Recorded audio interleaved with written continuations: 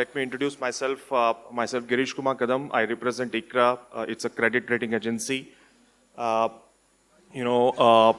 I welcome all the esteemed panelists, and we have a very, very awesome and a very esteemed panel representing the sector. We have Mr. Raj Tiwari, CEO, Speciality Chemicals, UPL Limited, Mr. Anurag Roy, CEO, Astec, Lifesciences Limited, Mr. Vijay Vasudeva, Senior Vice President and Head of Operations, Epigral Limited, Mr. Koshal Bisen, Head Growth Office, Indofil Industries Limited, Mr. Errol Fernandes, Leader Business Creation, Europe, Galaxy Surfactants Limited, Mr. Virender Kumar, Group Marketing Head, Arete Group, Mr. Raj Shroff, Founder, Aarayaa Advisory Services.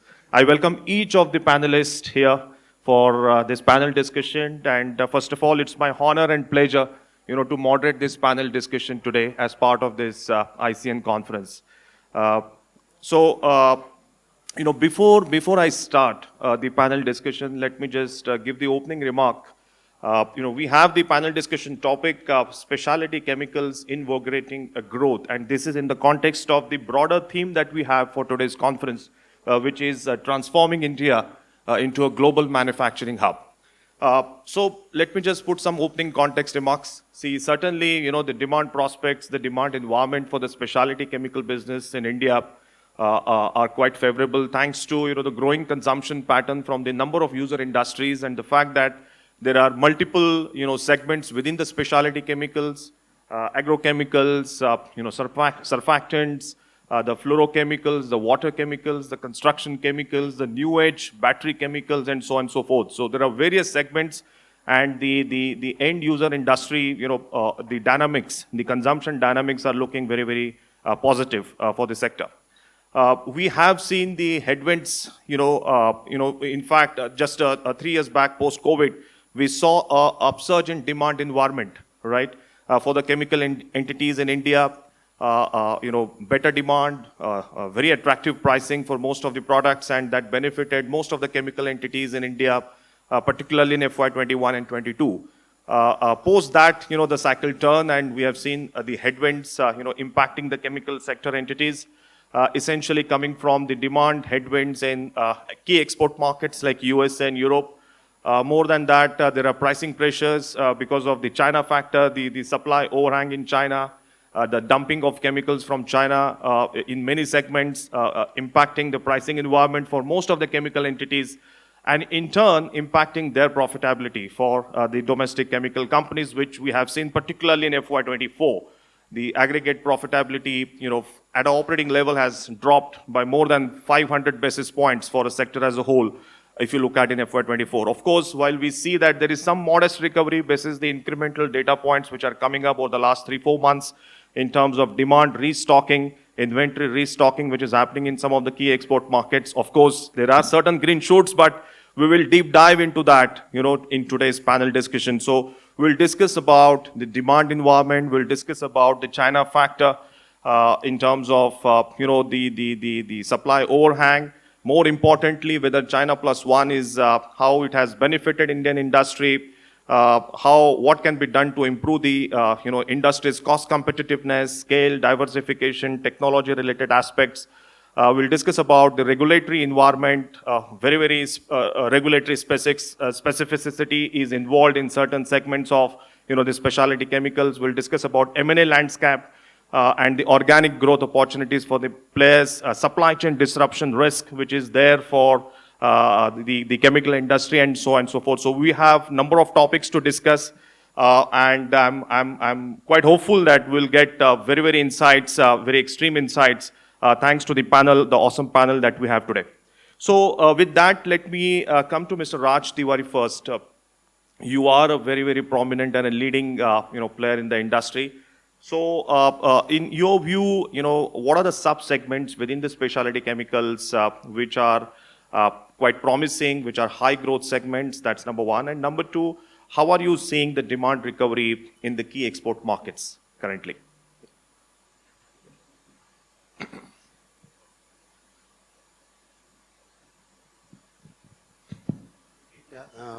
Thank you very much. So market, I mean, last couple of years has been really tough, as you rightly said, because of not so much because of a demand evaporation, but mainly because of the pricing pressure. Now, every company, if you see, would have seen 15-20% pressure in the pricing, mainly because of the overcapacities in China and because of dumpings. Having said that, I think the potential in India is huge. It all depends on which glass lens we want to see. We have to be very, very optimistic. As a fellow countryman, we have, as a nature, we are not pessimist. We are really optimist, and therefore we have to find ways and means to. I've heard a lot about the dumping from China, but that cannot be an excuse for the chemical sector, specialty chemical sector over here. I think three key things, which is I think extremely important. I don't know how many of us are actually investing 5% of our revenues into research, and I think we cannot win a battle and therefore a war unless we have a cutting edge research housed within our. The second is if we talk a lot about China. Go to China. Hello? Yeah. We talk a lot about China, but go to China. No Chinese company do end-to-end stuff. They are really good. Let's say if there is a 5-stage process or 5-step operations, they might be good in 2 and therefore they do those 2 operations really well. But at scale, whereas they have a partner who do other 3 steps or other 2 steps, and there's another partner who does one step. But the key is they have a cutting edge. I mean, China is no more that 15 years back. China has a cutting edge technology. They have cutting edge process, and they have scale. And that is where, which is here also we do a lot of work. That why instead of looking our friends as a competition, we should look at what's the strength, and therefore how can we partner each other to be able to leverage each other's strength rather than hiding stuff from others. So that's number 2. The number 3 is, of course, in India, I see infrastructure as something which is a great bottleneck today. If you have to invest 500 crores for a greenfield project, 150 crores you have to invest only in the land. So I think government, a lot of representation has already happened. If we have to spend 30 to 40% on the infrastructure for a greenfield project, the viability of a project, you start with the handicap, and therefore in time to come you have to overcome that handicap and then compete. So that's something which is I think extremely important. But the key is that how much we are investing back into technology, into innovation, into R&D is something which is key. And about the demand environment? So I think, demand, I never felt that, demand has evaporated. The question is that we face that pressure because of 2, things, because of higher inventory, because of hoarding, it happened because of supply chain disruptions in last few years. So demand was never, POG, what we call it as, actual demand on ground, the consumption piece, was never an issue. It was because of the inventory, the whole industry was sucked into a different kind of problem. And the second is, the dumping, pressure, and therefore the pricing pressure.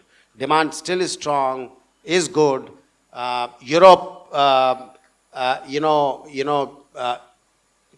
today is not competitive, and therefore those manufacturing is shifting, would shift, and will gain pace. So eventually, I think we are sitting on a very fantastic time frame where we can leverage these opportunities. The question is that do we want to bring the last 2 the 2 steps from China and then do the last step over here? That's the easiest one and be short term, or we really do hard work. We have to work 20% harder than anybody else in the world to be a winner.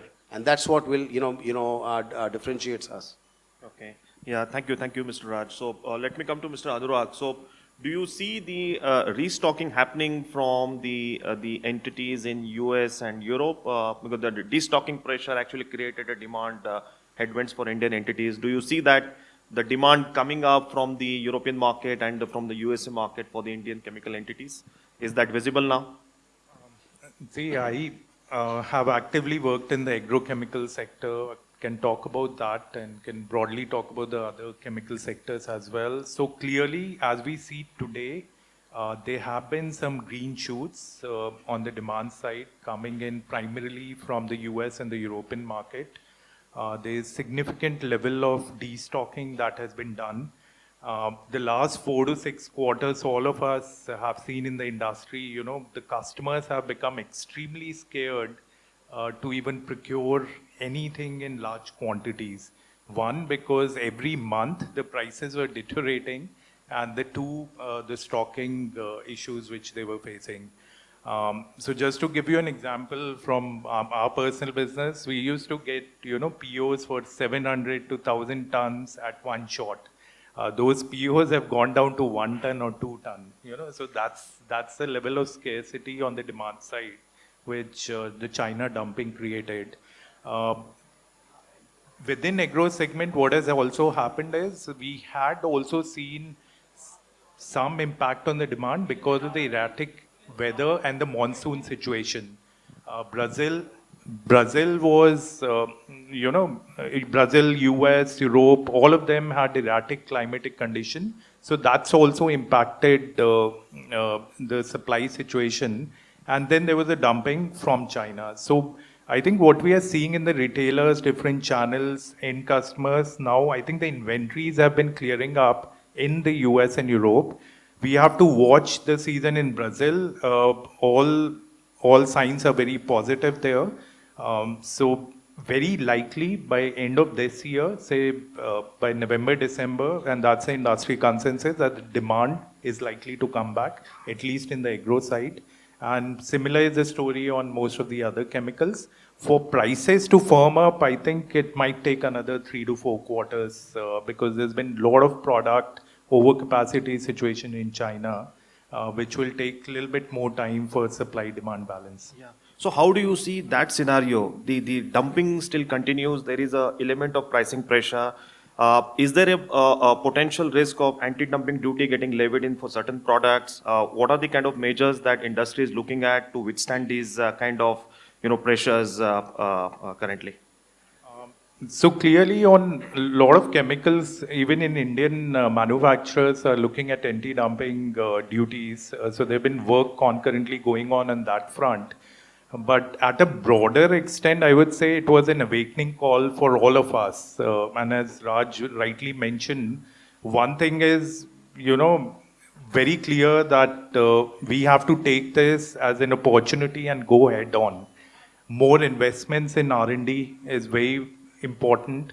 The other thing which I personally think is the need of the hour is the product portfolio management. If you are in a generic domain, gone are the days where you could, put thousands of metric ton capacities. I know there is an economy of scales there, but the trend is more towards flexible manufacturing facilities.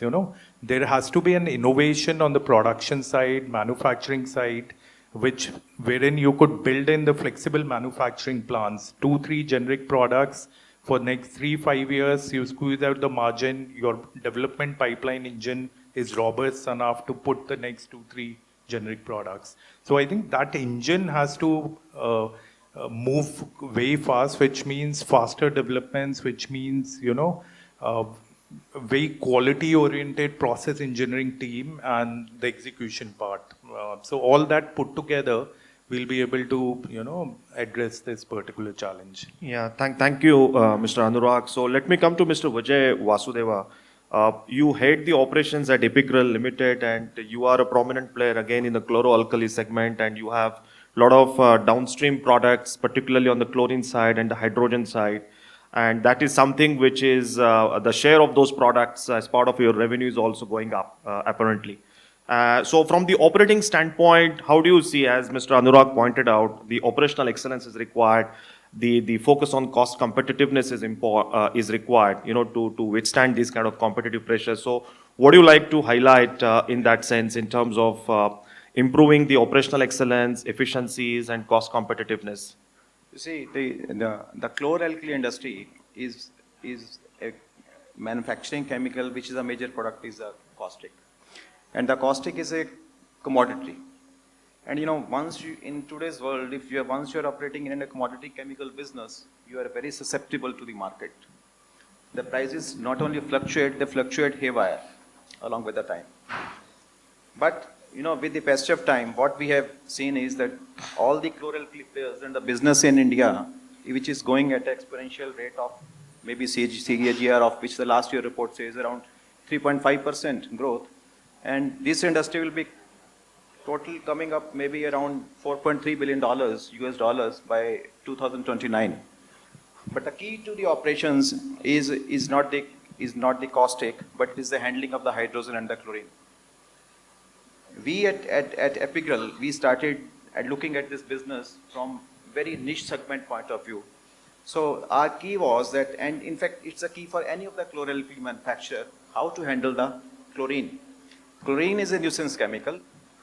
Chlorine has lot of derivatives. I mean, there are hell of chemicals you can have as a specialty chemical chain with input as one of the chlorine reactants, So we bifurcated with passage of time. We said that, if you have to really bifurcate, go into this industry, you have to consume whole of the chlorine. Chlorine being toxic, it is very difficult to handle. Chlorine being toxic, very difficult to transport. So the best uses for any chloralkali industry will be to consume the chlorine, preferably within the site or through the pipeline to one of the neighboring consumers. So which we have gone ahead in the last 5 years, and right now we are at a stage where we consume 80% of chlorine in making the specialty chemicals. And when we talk of specialty chemicals, we are making around 40 specialty chemicals. And to be very frank, the product portfolio is big. The capacities are not huge. But the key of our operation and for now a competitive advantage is that we have set up the multiple product plants. So it's the era where the industry has to look into that you cannot have one niche product, second niche product, because the world goes topsy-turvy in few days. So you have to have the plants which are multiple products. You can change over the products in an overnight scenario in case the demand goes up and goes down. The second advantage is nowadays is the hydrogen. Now you have to go for the hydrogen. Hydrogen is one of the cleanest fuel available. You can do a lot with it, but again very flammable. But with the current scenario where people are coming with the huge hydrogen cells and the fuels and all that. So how to make a productive use of the chemical of hydrogen? So the productive usage is again to make the niche chemicals. And niche chemicals is, if you talk about the hydrogen uses, I think it is probably one of the chemicals which is available in abundance but not utilized in the right form. All the refineries, petrochemical units, they are all deficit with hydrogen, but they need huge quantity. So what happens is these industries, all industries, they supply the hydrogen to the neighboring units through the tankers or through the banks and all that, which is highly unproductive. It doesn't fetch much pricing. So the key is to utilize all these products to make the niche chemicals and to make it in India. I'll give an example. We have gone for the certain niche chemicals like a chemical named epichlorohydrin. We are the first one in the country to make epichlorohydrin in India for the first time. We have gone for the products like, we have a slate of hydrogen peroxide, we have a slate of caustic, hydrogen, chlorine, chloromethanes, which is sort of a commodity to say. But we have gone for the chemicals like, we went for CPVC, chloro-PVC. No one in India is making chloro-PVC. So we went for a research, we went for the technology, we didn't get it. In-house we developed it. Now in India, we are the largest producer of CPVC in India and in the world, as at one place in the whole of the world with the highest capacity of 1 lakh tons. So the key lies in multiple product portfolios, looking for some niche chemicals, and then exploring and how to make it more and more profitable as an organization, but not per se as a single chemical. So that's the key. And challenges, of course, you know, you're talking of the, the competitiveness, you're talking of the efficiency. All these chemicals are toxic chemicals. Specialty chemicals, if you talk, whether it's agrochemicals, you find they are very toxic in nature, most of them. So handling them is the key. The safety aspects, the sustainability of those chemicals, they're putting the systems in place is really the key how the industry really does it. Because in these such a big portfolio of toxic chemicals handling, one incident happens, it's good enough to wipe off, if not the organization, at least a few plants. And it has a lot impact on the export, if you are, especially in the today's age when we are talking of the, carbon emissions, and we are talking of EcoVadis scores, we are talking of, the reputation and all that. So that's the key. So this is what I feel that, we have to be very specific to and that explore more and more into the niche chemicals, sustainable sources, and a consistent output with a lot of safety in place. Yeah, thank you, Mr. Vijay. That's a great insight. Having a focus on the niche and the differentiated, products is in a sustainable manner is very, very important. So let me come to Mr. Koshal. You represent again an agrochemical industry here. So as an agrochemical entity, what are the challenges that you see in rolling out with such niche agrochemical products outside? You have a wide bouquet of product approvals and registrations, and by the way, there are that requires a long gestation cycle, because getting a registration outside is also involves a huge regulatory process. So, but having said that, it has both elements, both generic as well as value-added products. So, as an agrochemical entity, what are the challenges that you may face to roll out, the new molecules as well as, the differentiated products? Thanks, Girish. So, as you rightly said, agrochemical industry, and we are not only into agrochemical, we are also into specialty, where we participate in plastic, protein, construction chemical, leather and textile as well. But, in my view, what I have seen starting from 2021 when the COVID started, I think that the bad time started for industry, I would say. And one of the fundamental things which at least I personally believe, and then we try and implement in Indofil, is how best are we in taking decisions, how fast, how quick, and how resilient we are with respect to serving our customer. When it comes to, agrochemical is very, very regulated industry. And as you rightly said, when we think for a problem today, and we try and bring the solution to our farmer, it takes maybe 10 years, sometimes 13 years. Now what happens till that time? Sometimes the pest is out, so the invention which you are trying to do, the discovery you are trying to do is null and void. So, and we as an organization, we are not too much into discovery stage or a kind of discovery company. We are more into generics.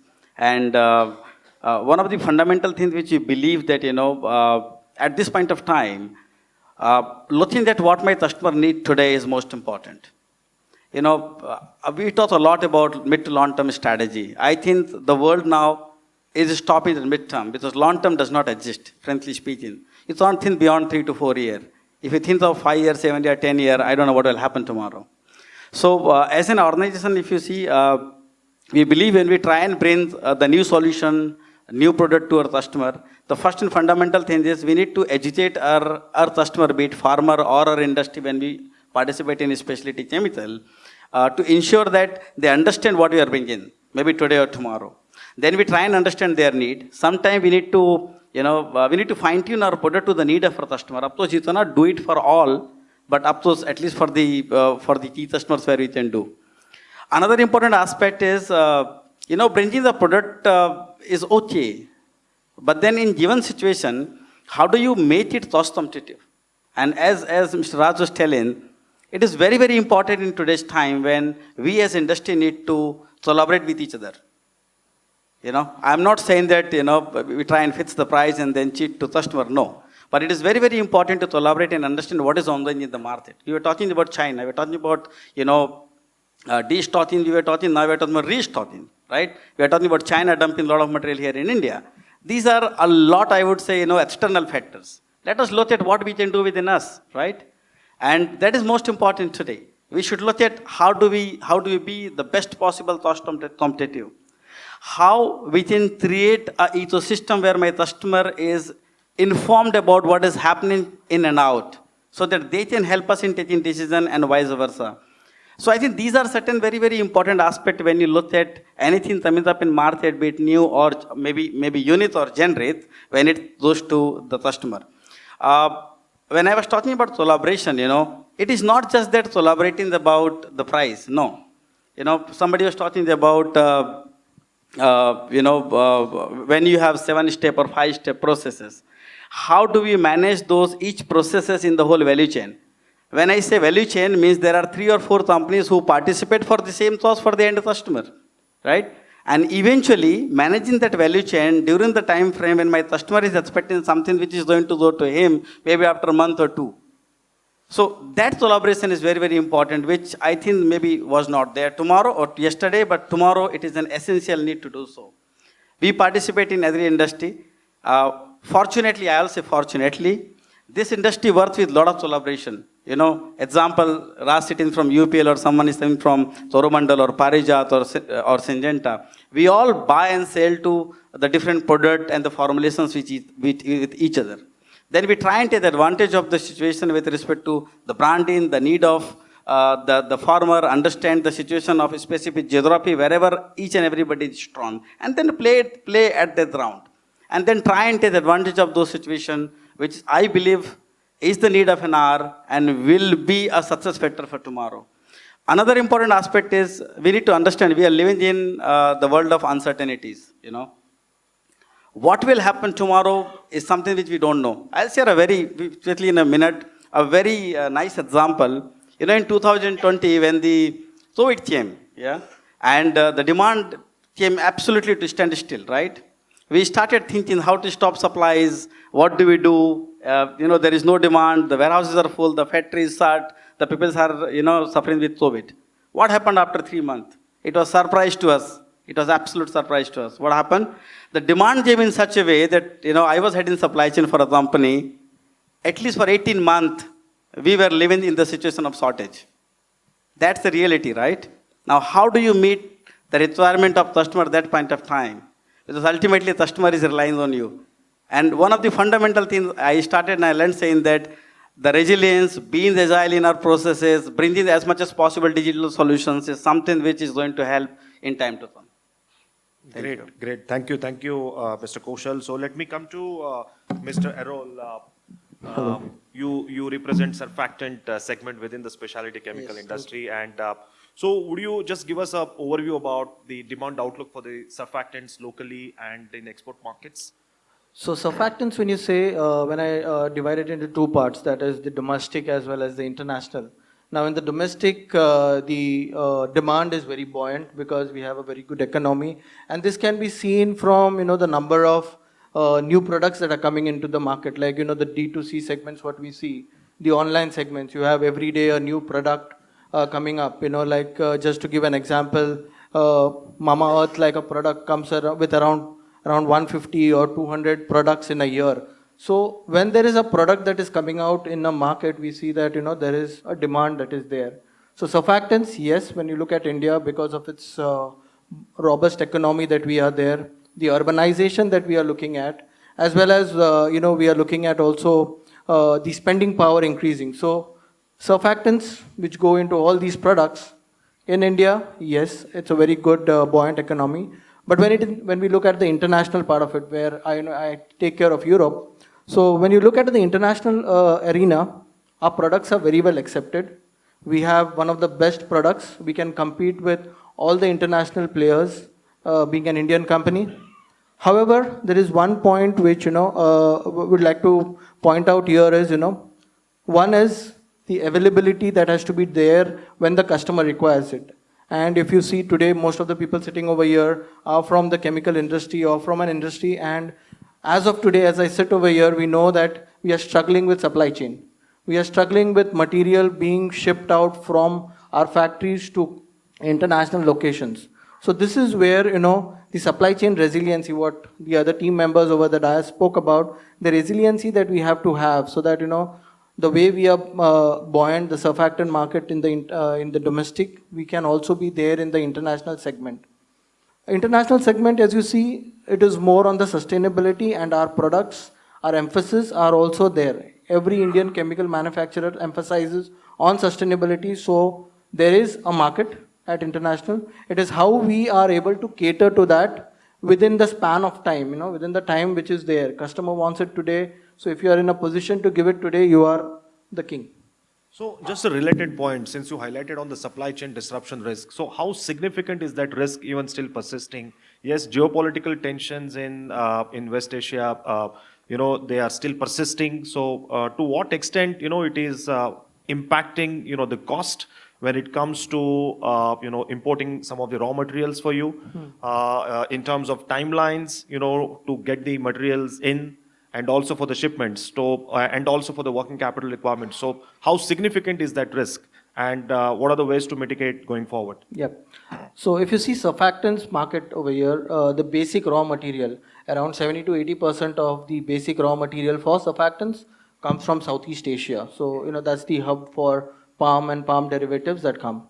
So, as you rightly said, we had this issue for the last, I think from May end onwards starting, and June, we did not have raw materials that were coming back to India, where we had a lot of shortages, and because of that, most of our plants were moving at a very minimum inventory levels.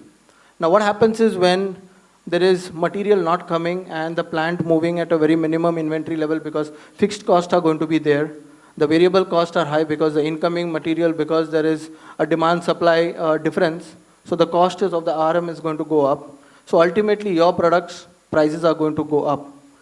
And how do we try to mitigate that is something which is very, very important. What we try to do as an industry is, because this raw material is from, majority that is manufactured out of India. It cannot be made here in India because of climatic conditions. Yes, we are trying to have some green pastures where we can make palm oil, but the majority that comes from out, we have this challenge that comes. So what we can do is, other than the palm oil, what are the other products that we can make locally is something which we can look at.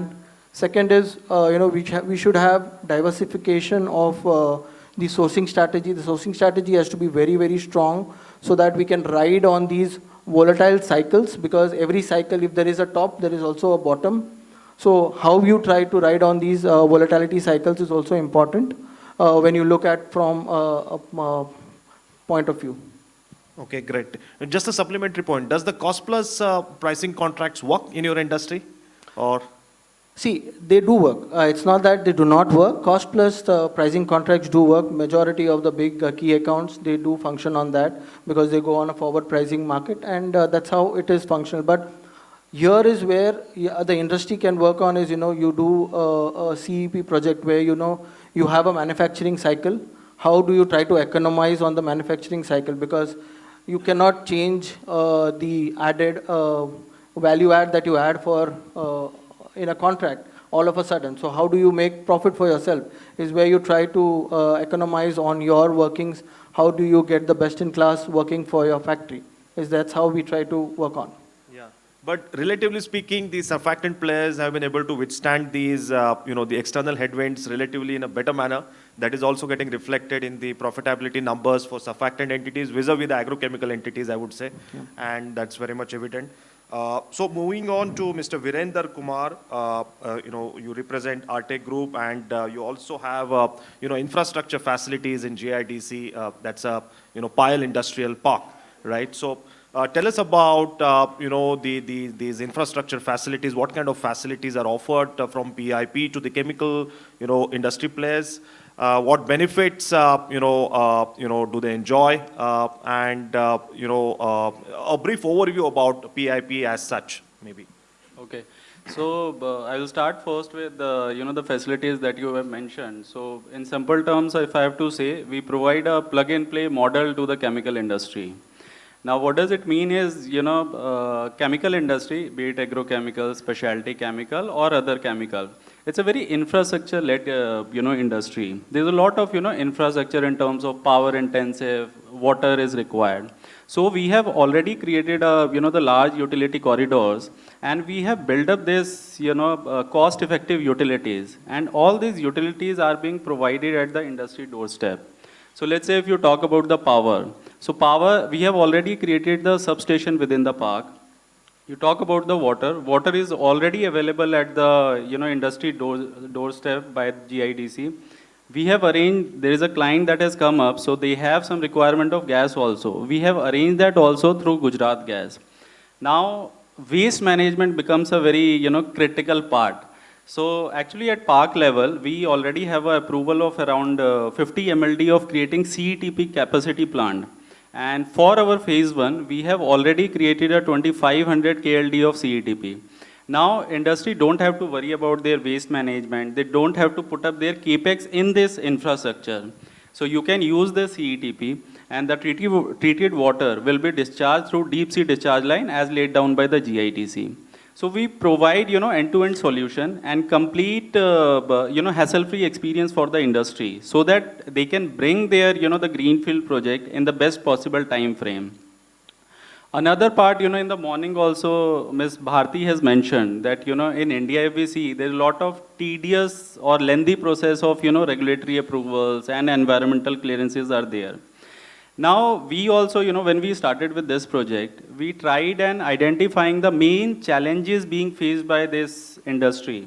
And one of the major challenges, if I tell you, so if you want to put up your greenfield project and, all the people from chemical industry are there, it takes minimum of 3 years if everything is right, but it goes to 5 years.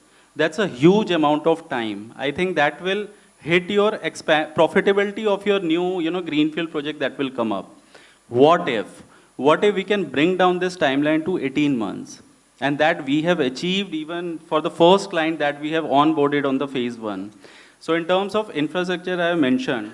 So at a park level, we already have the validation of all the regulatory approvals by the respective authorities. So due to which incoming industry does not have any risk of approval. Even we handhold the industry in getting the faster approval for your power, water requirements and otherwise. At a park level also, we have taken the environmental clearance, due to which many industries, they get an auto tour. So their timeline significantly reduces. And that's how, we are working towards it. Now, your capex, of course, goes down. Now, because of this infrastructure thing, your OPEX also gets very efficient. And your investment or the capex or the OPEX, you will get a faster and efficient turnaround of the capital. So that's how, we are helping the industry, and we are helping the industry in getting their break-even point at an early stage. Okay, great. So certainly, as you mentioned, it's a plug-and-play model, and that is certainly beneficial for the sectoral entities. But just to get some independent perspective, maybe I will come to Mr. Anurag. See, Government of India has come out with this PCP-IR policies, and there are only a couple of PCP-IRs are currently operative. So, in your opinion, why there is a slow progress in that sense, in developing such regions, chemical and petrochemical investment regions, where it's sort of plug and play, and the manufacturing capacity, capex will happen. But why is slow progress on the ground? See, it's a commitment from both the side. We as a manufacturer have to take a bet with parks like PIL, as he mentioned, and some others. So who will be the first one who, if I may say so, bell the cat, somebody has to take those risks. These risks could be calculative one. And jointly, if there's an intention, things can move fast. At the compliances regulatory level, still there are some challenges, but through digitization, through right networks, we are part of a parent Godrej company. So for us, things moves very fast because, there's a brand established. We are known among the regulatory bodies. So through the right channels, things can move fast, and the jointly, there has to be an intention the bets have to be taken, and you could progress fast on that. Okay, great. Then thank you, Mr. Anurag. So let me come to Mr. Raj Shroff. You represent Aarayaa Advisory Services, a financial intermediary. So, would like your views on how do you see that whether Indian specialty chemical players have benefited as of now from China Plus One, okay, and what are the things that are required to improve the cost competitiveness of the chemical entities here, so that to withstand the competition from China, to scale up, as well as on the technology front. Maybe on that you can just give your views. Yeah. I think fundamentally I like to start with the proposition why China Plus One started. So China Plus One never started because China was not cost competitive. It all started with some anger on China post-COVID. Thereafter, they had a lot of supply disruption. And lastly, with all the geopolitical tension, companies want to have a base outside of China. So fundamentally, what we have seen, initial phase where there was a big euphoria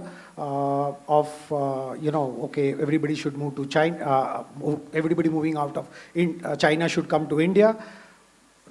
Nothing much was happening because China was serving them quite well.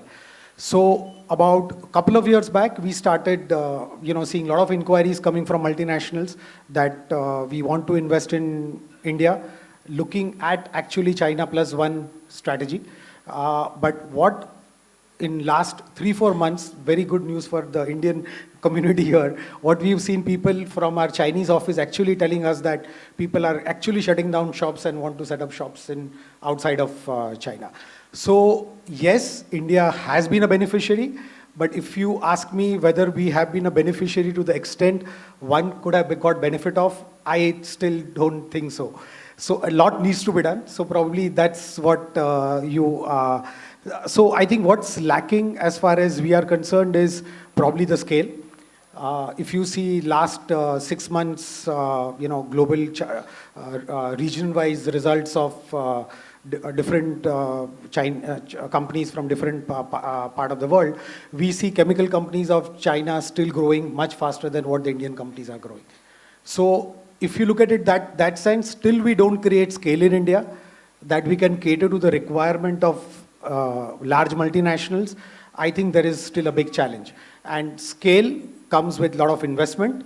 So a lot of investment needs to be done. So one also will see a lot of consolidation happening amongst Indian players, because to meet to that requirements you need a much larger scale, much larger investment. People want products at a very cost-effective price, but they still insist on quality. So one has to do a lot of research and development in making sure that you are producing the best product at the least price as what one would always expect. And lastly, with a lot of focus on bio-friendly products, I think if one is making a lot of in new investment in catering to that requirement, it's a lot of green initiatives should also be kept in mind when somebody's trying to do this investment, so it can benefit for a much longer period of time. Yeah, thank you, Mr. Shroff. So with that, let me just come to Mr. Raj again.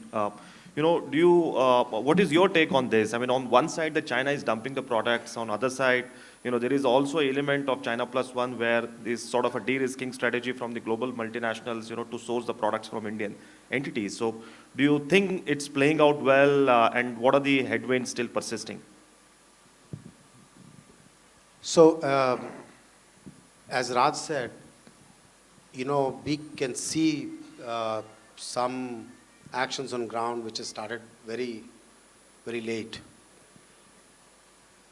I think, China Plus One is something which is also a reality, but I think, we are ourselves the bottleneck, because of two, things. One is that, we have to take the tougher path, which means we have to really do the hard work. As I said initially, you have to have things at scale, at the cutting edge technology, and we cannot take the easy path. And therefore, a lot of inquiries are, there. Multinationals are very much interested. But end of the day, you have to, I mean, you can't expect a very different pricing than, China. Now, when you do your maths, you may find that, even today you can't, you don't have that cost, what China is offering as, price to sell. So we really have to look things slightly differently when it comes. But I think in next 12 to 18 months' time, a lot many more things will happen over here. Lot many more, a lot many more joint ventures you will see. Lot many more investments coming over here. Lot many more commitments from multinational over here. But we also have to walk that two steps forward.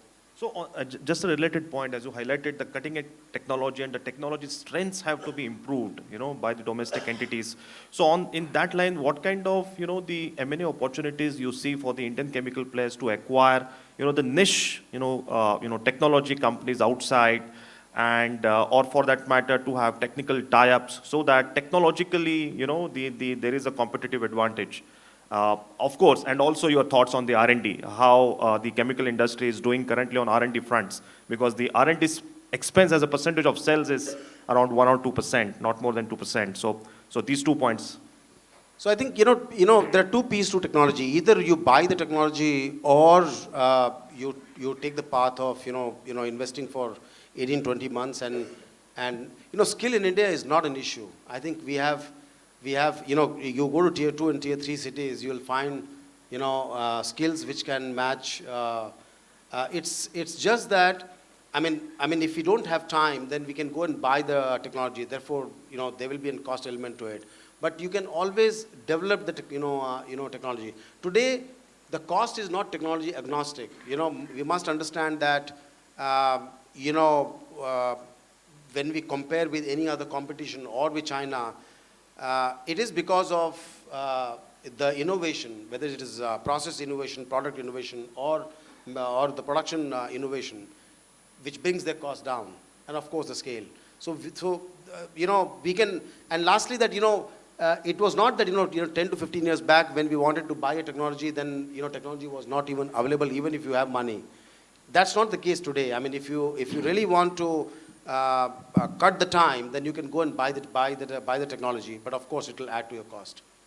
Okay, thank you, Mr. Raj. So let me come to Mr. Anurag. So how is the environmental risk associated? Do you see the environmental regulations becoming more stricter, tighter internationally? What are the risks involved, and what's the way forward? What kind of sustainability initiatives that you see within the industry, and also a trend towards, let's say, green age kind of chemical portfolio? So broader is environmental sustainability angle. As I was mentioning earlier, the compliances are becoming stricter. It brings back onus to us or to the industry people to work more and more on ESG piece as well. So it's not a matter of doing it, it's a binary now, we have to do it. More and more collaboration partnerships will, all of us spoke about, particularly with the innovator customers. That's the first thing they talk about, they look at. So it's paramount right now. So see, I think I'll just talk on basis of two comments. Number one, on the ESG front, in the gene of the company or the entity which you are managing, the first and foremost concept should be, as you are growing, your environment and the people around you should also grow. At the leadership level, that's the fundamental which you have to imbibe. Second, you have to work on safe, much more greener and equitable world. So first and foremost, at a leadership level, these two, I would say, plug-in gene has to happen in the entity. After that, the only one thing to begin with the companies in India need is the accountability and traceability. I would call on the industry people here that how many of you are actually putting the ESG targets on your company's website, right? You could start small, but those are the things which have to be put in at an industry level on mandatory basis. And when I talk about some of the targets, we could start small. talk about carbon neutrality, how much water you are consuming at your manufacturing site. Are you using more than what you are giving back? Uh, Energy improvements, are there very specific Six Sigma projects year on year? You're reducing the energy consumption. And the fourth is the renewable resources. Are you using still the coal-based boilers, so on and so forth? So even if these 3-4 parameters are tracked and incorporated, there's a good journey toward ESG, because gone are the days, we talked about the CTPs and industrial park. I think another 3 to 5 years, compliances in our country with lack of land availability will go so strict that we all have to start thinking of zero liquid discharge. So this is something which is, binary now. Yeah. And all of us have to take a pledge to work towards it. And that's the future. Yeah, thank you, Mr. Anurag. So sustainability is the way forward, as clearly highlighted by you. So let me come to Mr. Koshal. So within Indofil, how do you see the sustainability measures getting deployed, and what is your take on it? Yeah, so in Indofil, we are trying to take certain initiatives, maybe not too large, too big, but steps towards sustainability. Now we are moving toward, trying to use the maximum possible hybrid energy in place of conventional energy, which is going to help us. All our manufacturing sites are already zero liquid discharge. So I think these are certain initiatives which we think which is going to help us. Strategically, we are also now, we are in a journey of registering ourselves under responsible chair, which itself tighten the overall process in the value chain, which is going to help us in, moving towards putting up those small targets for ESG, in time to come. Okay, thanks. And just the last, question to all the panelists, very quickly in a few sentences, maybe what is the wish list from the government, at a policy level, Mr. Raj?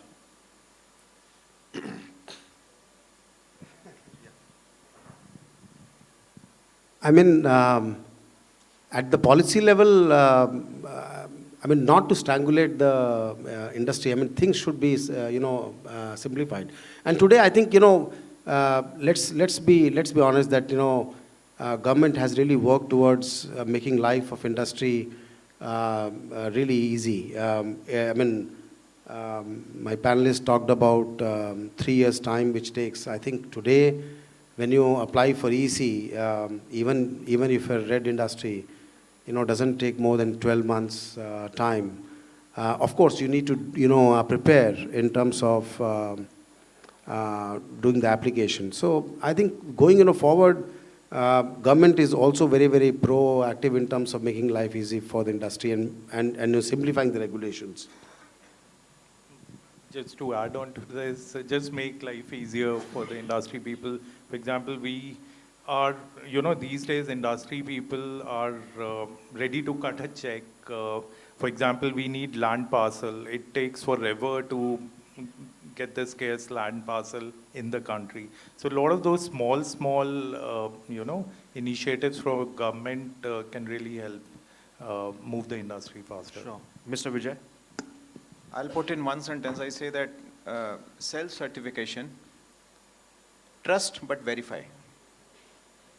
That's the key. We in the industry are having a lot of statutory compliances, which we are meeting. But in spite of meeting all these compliances, we feel bit low at times from the statutory. So we say that I give the self-certification, you trust me, but do verify at times. If I'm wrong, catch me. That's the real pain area which the industry is facing through, irrespective of the size, scale, and the magnitude. Okay. Yeah. Mr. Koshal? And I would say responsiveness. I understand there are processes, policies which the government is laying down. We need to follow. But when it comes to their side, if it is time-bound and responsiveness comes, I think a lot goes very, very easy. Okay, great. Mr. Errol? Yeah, I echo all the points which the panelists have said, but I'll just add one more thing that, what we spoke about, the free trade agreements. If you can have more, that would be of great help, because that would make us more competitive in the international arena. And the most, another important thing when it comes to the domestic part of the product line over here, to to be a little bit more stringent when it comes to, the regulatory part. We see that, sorry.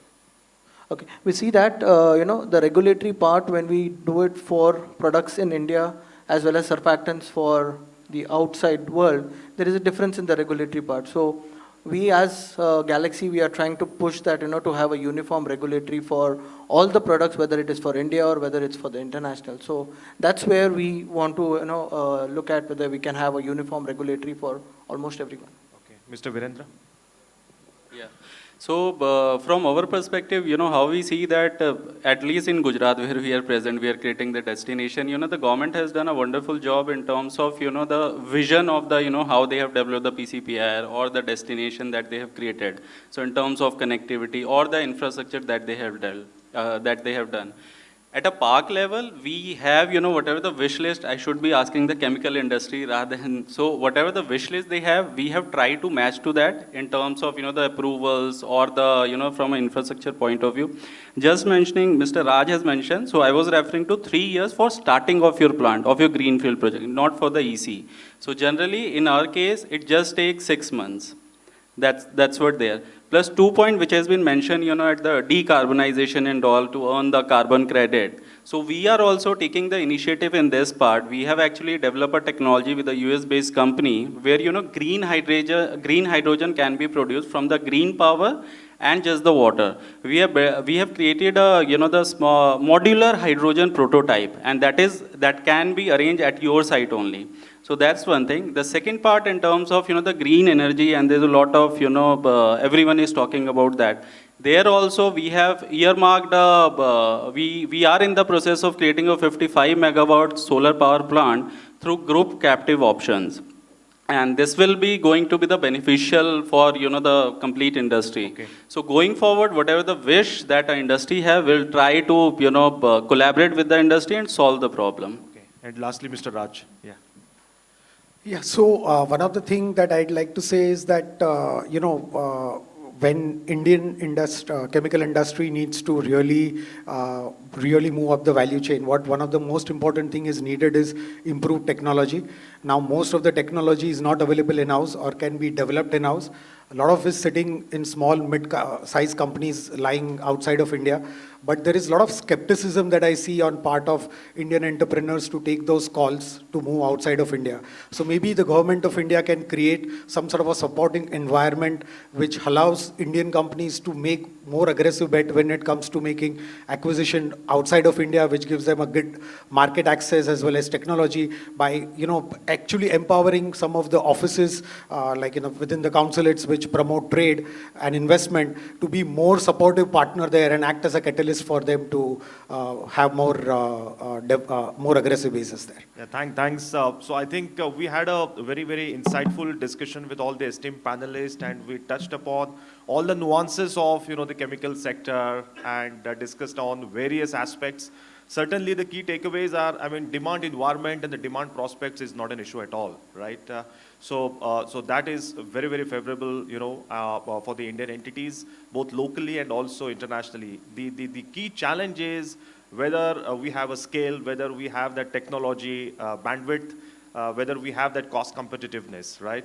So these are the key challenges, and that's where there are a lot of areas to tackle and a lot of initiatives have to be taken up. Of course, many entities within across the segments, have a mixed performance, and they have shown that resilience against the headwinds, geopolitical headwinds, local headwinds, external headwinds, and even then, the growth prospects look very, very promising for number of, Indian chemical entities, right? Mid-size, large size, all across, right?